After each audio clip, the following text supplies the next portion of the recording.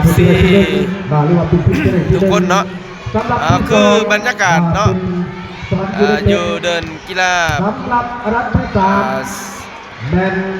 ปากซองซิตี้เนาะคือ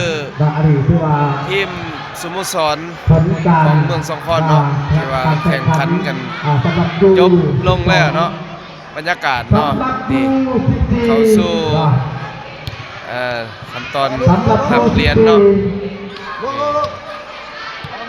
แต่ละทีมเนาะอยู่10อยู่11อยู่12อยู่13อยู่14เนาะมีทีมชายทีมหญิงเนาะนี่คือบรรยากาศตอนนี้มันกำลังจะมอบเหรียญเนาะนี่เราจะไปเบิ่งกันเลยเนาะ FC ทุกคน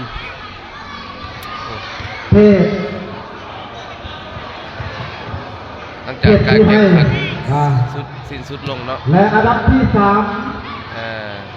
ก็คือจะเป็นและสำหรับที่2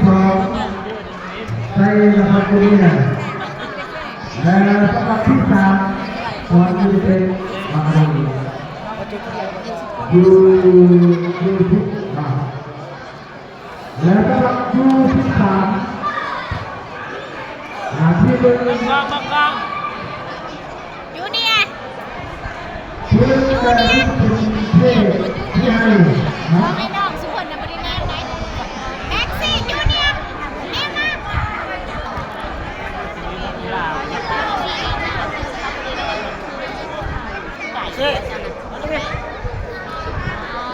อันดับที่3เราจะได้แก่ที่ที่ให้อันดับที่2เราจะได้อันดับที่3ใช่ครับที่นี่นะอันนี้ท่านในการมอบขันเนาะคือมาจะ2 โมงเช้าได้มาจะใกล้ครับแล้วก็บุก ท่าน เพื่อนน้ำลัง ผู้ทวงพมจักรเนาะห้องเลขอดีตห้องเลขาประเมืองเนาะจะเป็นพิธีประธานมอบเนาะ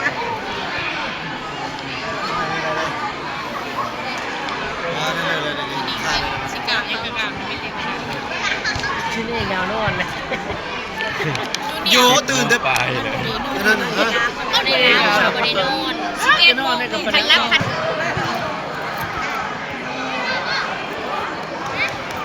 คนได้ที่2การมอบรางวัลคนได้ที่2ที่เป็นมอบให้ทั้งพิธีกรมอบให้รางวัลที่3ทีมเลือกคู่หนึ่งก็เงี้ยแล้วก็ทีมคู่หนึ่งอันนี้คู่หนึ่ง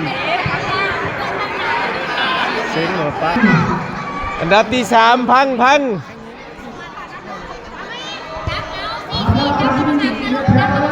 ให้ได้อันดับ3น่ะ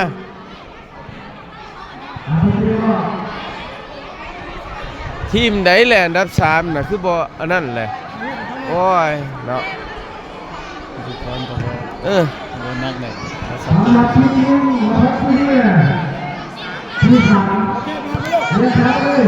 เมื่อแล้วบอกตั้งหน้า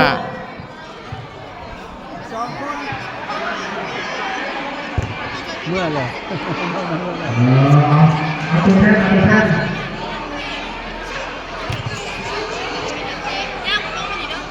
ใช่แล้วครับที่นี่ตัวเป็นจริงๆให้ที่ทางตัวใส่หม้อ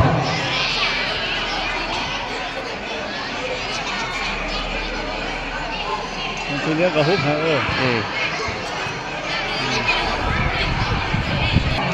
รางวัลที่3ที่นี่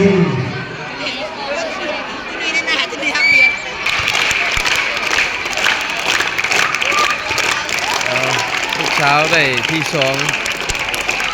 นะ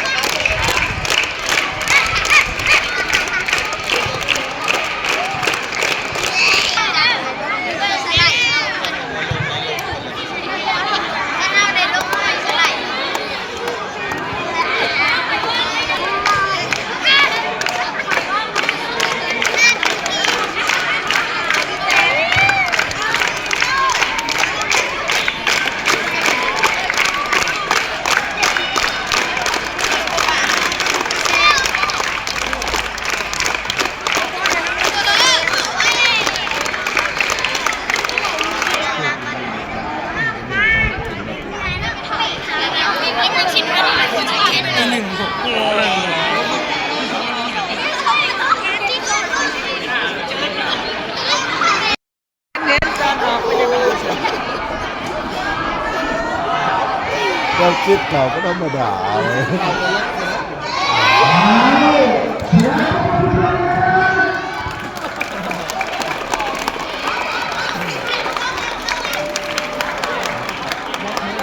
เย้ทิ้งไปทิ้งไปเบอร์10เลยซับสิเลยเนาะ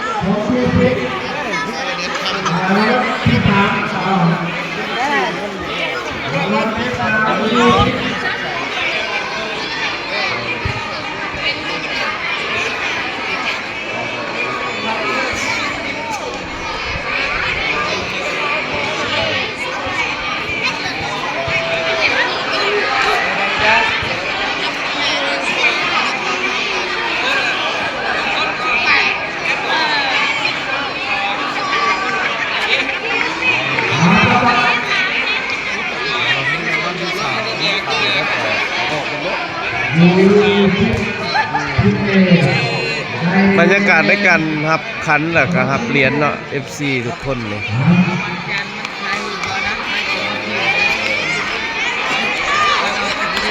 นี่รุ่นจิ๋ว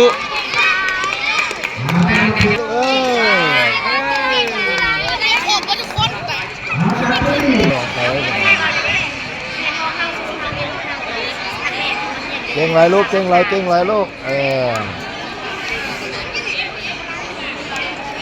ได้ขันเพราะว่าเป้าหมายเขาจะ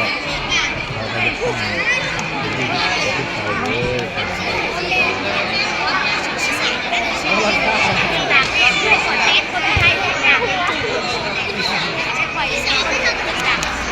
ยังไงหัวจะออกมาหน่อยเนาะ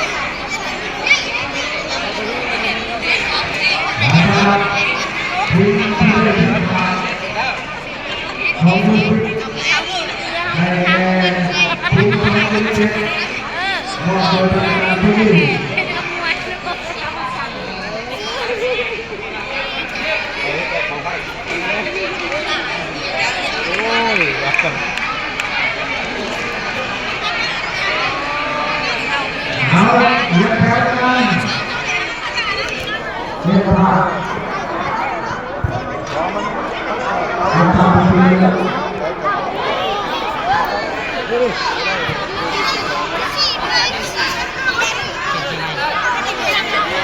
รุ่นจิ๋วรุ่นจิ๋ว